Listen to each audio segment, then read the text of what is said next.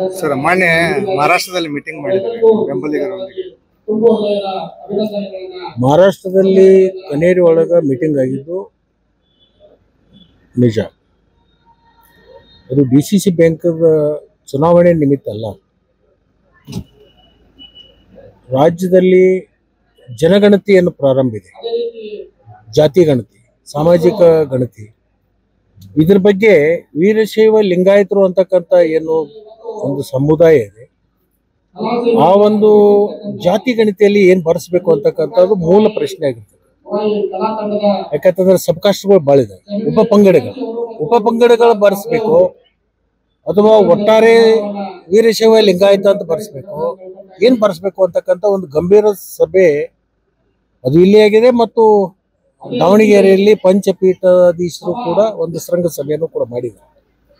ಅಲ್ಲಿ ಕೂಡ ಚರ್ಚೆ ಇದೆ, ಅಂತಿಮ ತೀರ್ಮಾನಕ್ಕೆ ಬರಬೇಕಾಗಿದೆ. ಜಾತಿ ಗಣತಿಯಲ್ಲಿ ಧರ್ಮ ಮತ್ತು ಜಾತಿ ಎರಡು ಕಾಲಂಗಳು ಬರುತ್ತೆ. ಧರ್ಮದ ಕಾಲಂದಲ್ಲಿ ಏನ್ ಬರೆಸ್ಬೇಕು, ಜಾತಿ ಕಾಲಂದಲ್ಲಿ ಏನ್ ಬರೆಸ್ಬೇಕು ಅನ್ನೋದು ಒಂದು ದೊಡ್ಡ ಪ್ರಶ್ನೆ ಎಲ್ಲರ ಮಧ್ಯದಲ್ಲಿದೆ. ಅದಕ್ಕೊಂದು ಕನ್ಕ್ಲೂಡಿಂಗ್ ಬರಬೇಕಾಗಿದೆ. ಅದ್ರ ಬಗ್ಗೆ ಹೆಚ್ಚು ನಾವು ಚರ್ಚೆ ಮಾಡಿದೀವಿ. ಇವು ಚುನಾವಣೆಗಳು ಅವು ಇನ್ನೂ ಅದ್ರ ಬಗ್ಗೆ ಬಹಳ ಗಂಭೀರವಾಗಿ ಯಾವುದು ತಗೊಂಡಿಲ್ಲ.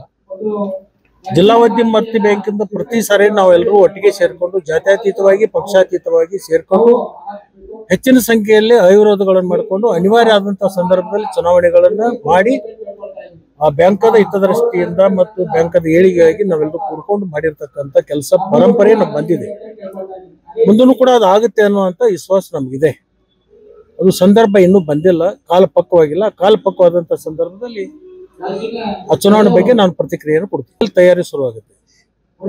ಕುಸ್ತಿ ಅಖಾಡ ಘೋಷಣೆ ಆದ್ಮೇಲೆ ಎಲ್ಲರೂ ಪೈಲ್ವಾನರು ರೆಡಿ ಆಗ್ತಾರೆ.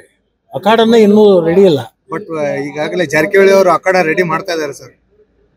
ನಮ್ಮ ಜೊತೆಗೆ ಎಲ್ಲರೂ ಚರ್ಚೆ ಮಾಡಿದಾರು. ಅಂತಿಮ ತೀರ್ಮಾನ ಆಗ್ಬೇಕಾಗಿದೆ. ಅಂತಿಮ ತೀರ್ಮಾನ ಕೆಲವೇ ದಿವಸದಲ್ಲಿ ಆಗುತ್ತೆ ಅಂತಕ್ಕಂಥ ವಿಶ್ವಾಸ ಇದೆ ಸರ್. ಸೆಪ್ಟೆಂಬರ್ ಎಲ್ಲ ಬದಲಾವಣೆ ನನಗೆ ಭವಿಷ್ಯ ಹೇಳಕ್ಕೂ ಬರೋದಿಲ್ಲ. ನನಗೆ ಭವಿಷ್ಯದ ಬಗ್ಗೆ ಹೆಚ್ಚು ಆಸಕ್ತಿನೂ ಇಲ್ಲ ಸರ್. ಸಚಿವ ಸ್ಥಾನ ಎಲ್ಲಾ ಕ್ಷೇತ್ರದಲ್ಲಿ ಎಲ್ಲಾ ಶಾಸಕರು ಅವರವರು ಶಾಸಕರು ಮಂತ್ರಿಗಳಾಗಬೇಕು ಅಂತಕ್ಕಂಥ ಅವ್ರ ಕಾರ್ಯಕರ್ತರ ಅಭಿಪ್ರಾಯ ಇರುತ್ತೆ.